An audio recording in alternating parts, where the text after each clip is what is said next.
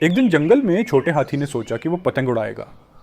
उसने अपनी पसंदीदा पतंग को हवा में उछाला, लेकिन पतंग तो बस से चक्कर खाकर जमीन पर आ गिरी। छोटे हाथी ने सोचा, शायद मेरी सौंड कमजोर है, तो उसने अपनी सौंड को कसरत करने का फैसला किया।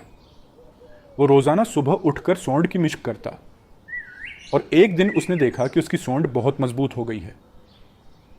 अब वो पतंग को एक बार फिर हुआ में उछालने के लिए तैयार था। जब छोटे हाथी ने पतंग को हवा में उछाला, तो पतंग ने हवा में उड़ना शुरू कर दिया। लेकिन ओहो, पतंग की डोर टूट गई और पतंग हवा में बहुत दूर चली गई। छोटे हाथी ने सोचा, अब मैं क्या करूं? छोटे हाथी ने फैसला किया कि वो पतंग को ढूंढने के लिए जंगल में जाएगा। उसने अपनी सोंड में एक लंबी छुरी ली और पतंग की तलाश में निकल पड़ा।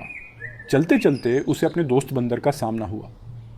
बंदर ने पूछा, तुम इतने परेशान क्यों हो छोटे हाथी? छोटे हाथी ने जवाब दिया, मेरी पतंग की डोर टूट गई और वो कहीं दूर चली गई है। मैं उसे ढूंढने निकला हूँ। बंदर ने मुस्कुराकर कहा, मैं तुम्हारी मदद कर सकता हूँ। बंदर ने छोटे हाथी के कंधे पर बैठते हुए कहा, मैं दरख्तों पर चढ़कर देखूंगा कि पतंग कहाँ गई है। छोटे हाथी और बंदर ने मिलकर तलाश जारी रखी। बंदर हर दरख्त पर चढ़ता और चारों तरफ देखता, लेकिन पतंग का कोई निशान ना मिलता। कुछ देर बाद उन्हें खरगोश मिल गया। खरगोश ने भी मदद करने की पेशकश की और कहा, मैं अपनी तेज रफ्तार से जंगल के हर कोने में जाकर पतंग को तलाश करूंगा। अब तीनों दोस्त मिलकर पतंग की तलाश में मसरूफ हो गए। कुछ दूर चलने के बाद उन्होंने देखा कि पतंग एक ऊंचे दरख्त की शाखों में फंसी हुई है।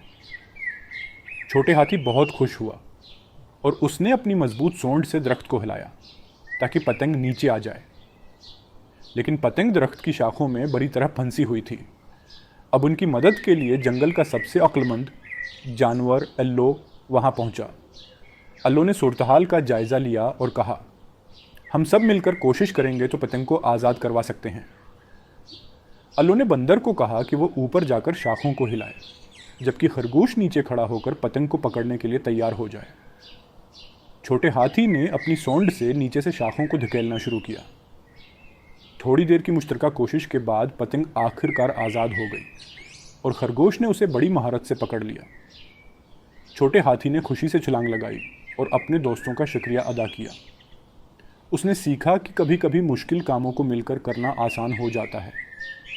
फिर सब दोस्त मिलकर दोबारा पतंग उड़ाने लगे और उस बार पतंग बहुत ऊंची उड़ी और सबने मिलकर जश्न मनाया। छोटे हाथी ने अपने दोस्तों का शुक्रिया अदा किया और कहा, आज मैंने सीखा कि दोस्तों की मदद से हम कोई भी काम कर सकते हैं। उम्मीद है कि आपको ये कहानी पसंद आई होगी बच्चों। अगर आपको ये कहानी पसंद आई है तो उसे लाइक करें और चैनल को सब्सक्राइब भी करें। अब अगली वीडियो में मिलते हैं। Bye bye.